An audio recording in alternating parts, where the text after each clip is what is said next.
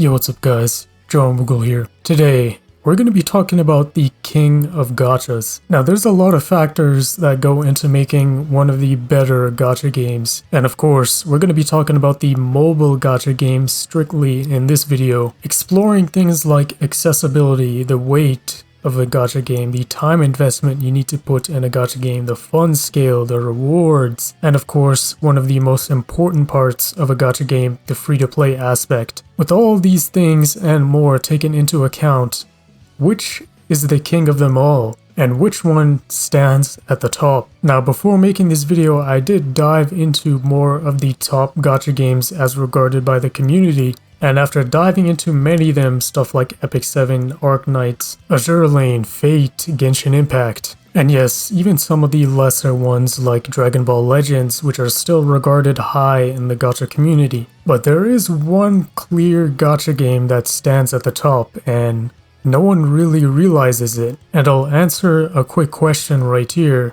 No, it is not FGO. Some of you are probably wondering it might be FGO because FGO is just dominating all the time in the gacha market. While it may be one of the kings of the gacha market, it is far from being the king of all of the gachas. So if it wasn't obvious already, the king of gacha games is of course Dokkan. And you must be wondering, what makes this stand at the top? What is so different about Dokkan that other gacha games don't have or fail to accomplish? While some gacha games might be better at one or two aspects, they do lag behind in other parts. And the same thing could be said about Dokkan, but the thing with Dokkan is it's not as big of an impact on the game as the other gachas on this list. Let's talk about the most important thing, or one of the absolute most important things about a mobile gacha game, and that is the weight of a gacha game. A weight of a gacha game combines all the things of accessibility and time investment and rewards. And already out of that, we have one that automatically fails this test completely. And Genshin Impact is that gacha game. Once again, this is about the king of mobile gacha games, if I didn't make it clear before. And what Genshin Impact fails at is its weight. The accessibility is horrible on mobile. Genshin Impact was not made to be a mobile gacha game. And a lot of these newer gacha games coming out are really pushing forward on the fact of sacrificing a game's accessibility in terms for more diverse and in-depth gameplay. While this is a good thing, it's not a great thing for mobile because accessibility drops all the way down. While Genshin Impact is advertised as a game that you can play anywhere on your mobile device, is it really optimal to play on your mobile device all the time? Moving forward, the game is going to get bigger and bigger and they'll have to compromise more and more. It is just not fit for a mobile gacha game. So the main thing, of course, weight. Dokkan's weight, while it may look heavy, it is a nice size of around 5 gigabytes, which is an average size for some of these gacha games. That is, of course, with a lot of the assets in Dokkan being compressed as a way to save extra space. Dokkan has to be one of, if not the most accessible gacha game in the list we gave out in the beginning of the video. Dokkan strays away from the complex gameplay. You don't need to be 100% focused all the time when you play Dokkan. Automatically, that's bonus points because this makes it to where you can play Dokkan anywhere, anytime, for real. Not just advertised that way. It is actually that way. You could be doing a stage in Dokkan and just quit out the app, come back a couple hours later, continue right where you left off, and it's just that accessible. Now, of course, the other part of a weight of a gacha game is, of course, the time investment you need to put into it. While Dokkan might be one of the most grindiest gacha games on this list, the rewards are just not comparable to any other gacha game at all. And we'll hop into more of that later on in the video. It's simple, the gameplay is super simple, but as you spend more time in the game and dive into the more other mechanics of the game, you start to realize that on the surface level, this game is very simple and easy to access, but once you start really getting into it, it gets complex. And that is a perfect balance, and that is exactly how you should execute these games. Now, a big thing for a lot of people playing these gacha games is, of course, the art. The art, the OSTs, some of the other parts of the gameplay. Once again, I'm going to bring up Genshin Impact as an example here. Genshin Impact nails the art aspect, they nail the OST aspect, but, of course, they fail horribly on its weight. The amount of time investment and focus you need to spend on a mobile gacha game to really get started is just not right. Just not right. Mobile gacha games should be purely on the accessible side. Genshin Impact was truly made for PC. Now let's talk about the art and OSTs of Dokkan. While in the beginning, Dokkan used to be really on the low end side for art, the OSTs were great, but constantly over time, Dokkan has been improving greatly on that part. Like the art and the animations in Dokkan right now that we have are comparable to anime level, some even better than the anime itself or the movie itself, which is actually insanity. Like here's a perfect preview of that.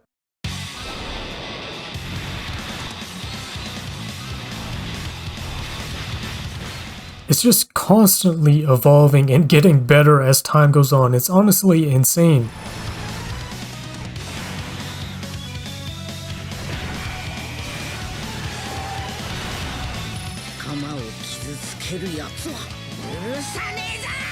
Like these are all in-game animations, and the OSTs, man, the OSTs, they put everything they have into these OSTs. Just straight fire banger after banger OSTs, constantly evolving and improving. While some of the art in Dokkan may be compressed to save the game's accessibility, it is still up there. It is still A+.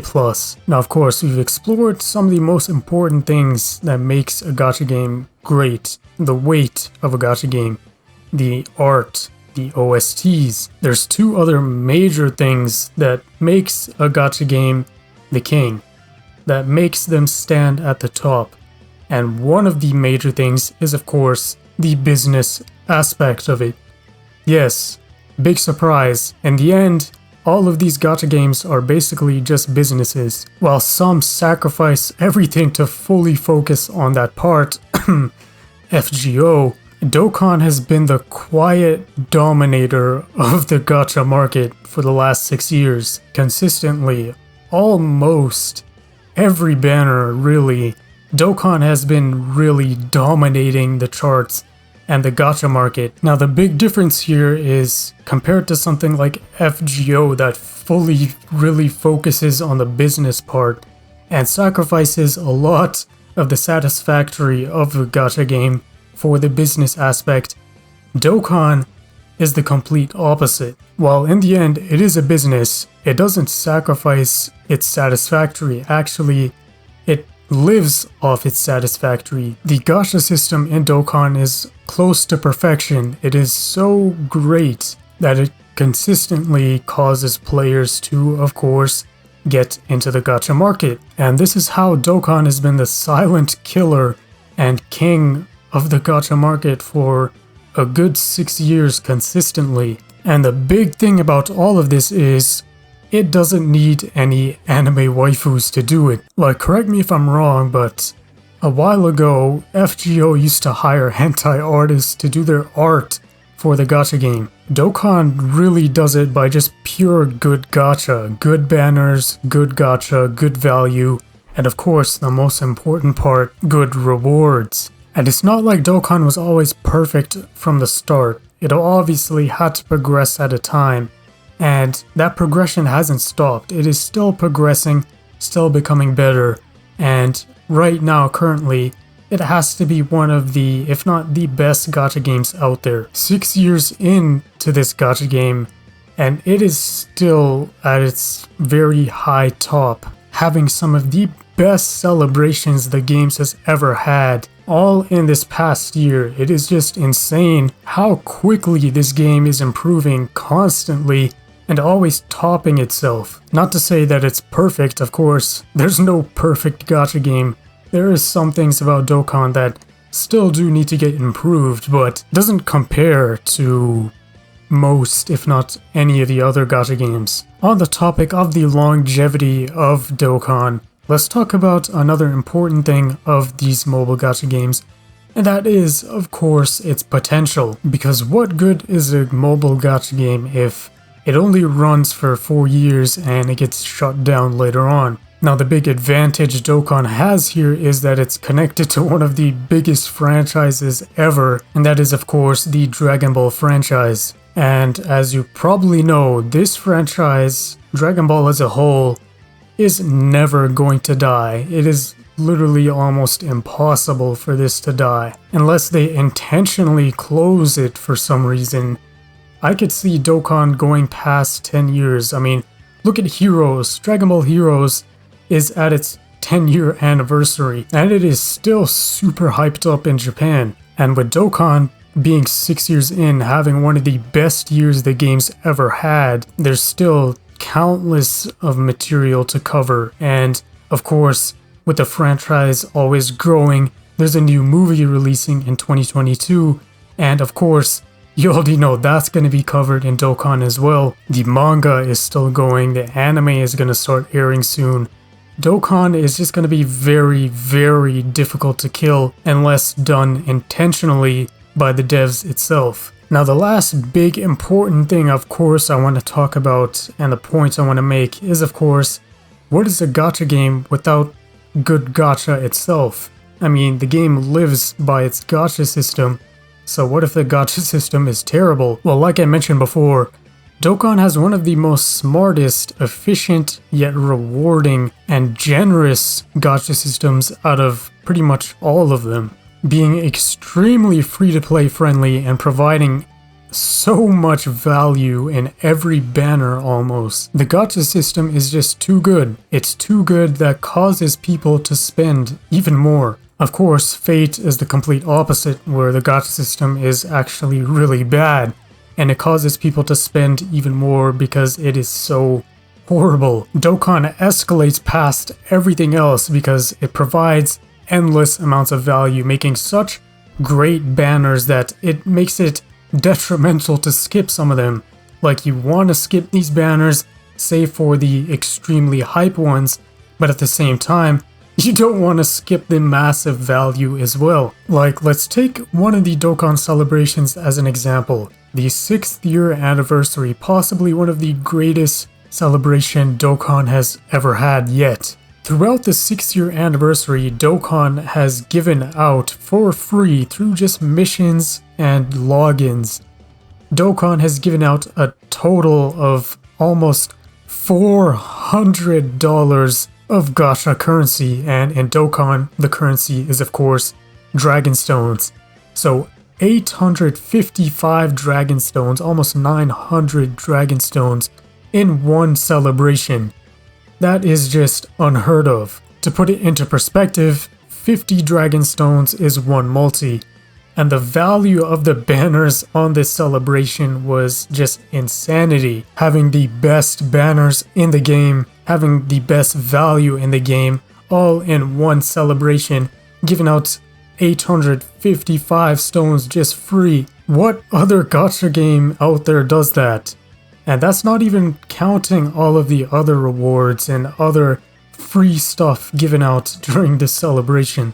And this isn't a rare occurrence in Dokkan or anything. This happens pretty much every year for its major celebration, and in between those major celebrations, there's also smaller celebrations that also give out hundreds of stones, tons of free stuff, free units, just infinite value. Of course, there's one catch to it where you're gonna have to grind a little bit, and for the rewards you get, the grind is honestly not even comparable to anything else. So already Dokkan has proven itself to be one of the most generous gacha games ever. On top of that, having good art, great fire OSTs, being extremely accessible, having lots of content, being very grindy, but at the same time being infinitely more rewarding. There's a couple other things that Dokkan just steps up on and just takes it to another level.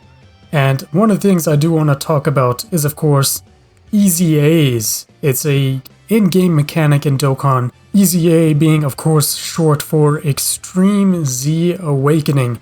And I'm not going to get too much into the details about this, but for simple stuff, this is an in-game mechanic that lets old units become optimal. Like, this is a huge problem for a lot of gacha games where old units become just fodder, unusable, and pushed to the side. Dokkan has taken the steps to improve on this and has given us one of the best things ever in Dokkan history, and that is, of course, Easy A's. Taking old units that are trash and making them meta, making them formidable, making them optimal and runnable, and sometimes even greater than some of the new units. It just adds infinite more value to everyone's account, and especially if you've been playing for a long time.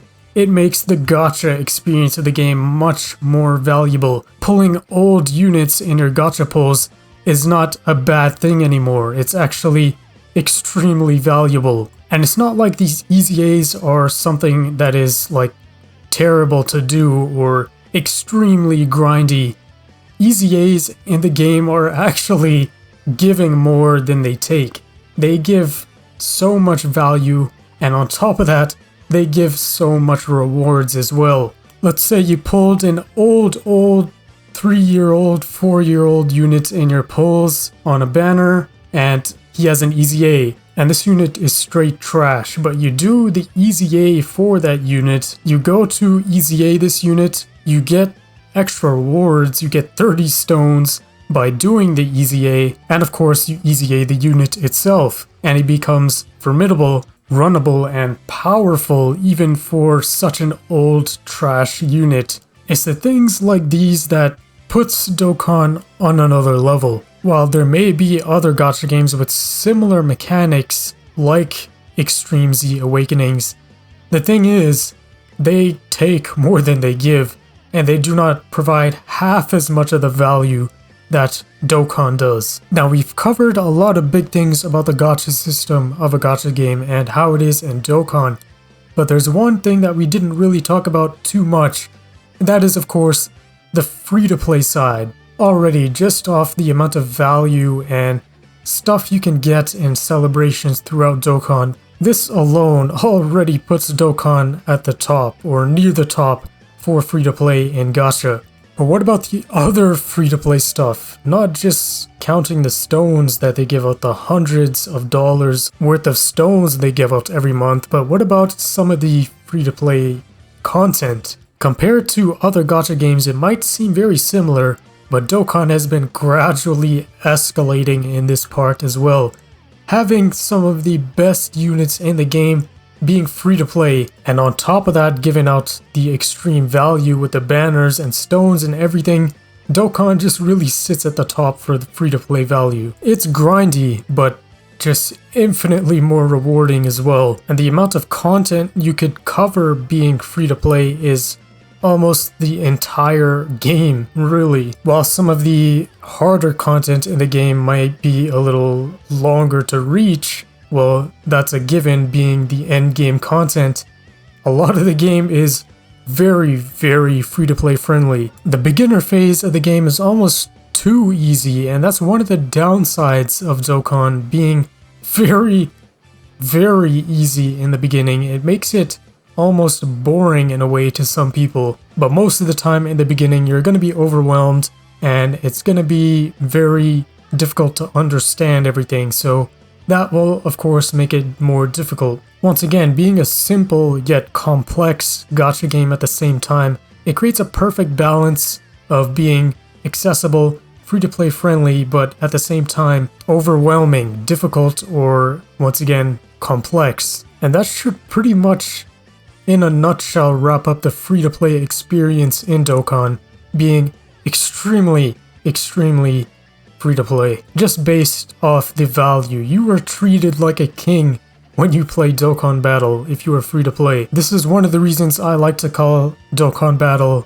one of the luxury gacha games. Yeah, luxury and gacha game going together that is something you do not hear ever, because gacha games can be very brutal a lot of the times. Like, most of the time, if you're seen playing a gacha game, people think you're a masochist. But when they see you playing Dokkan Battle, you're sitting on the throne. But all of this greatness about Dokkan, of course, it's not a perfect gacha game.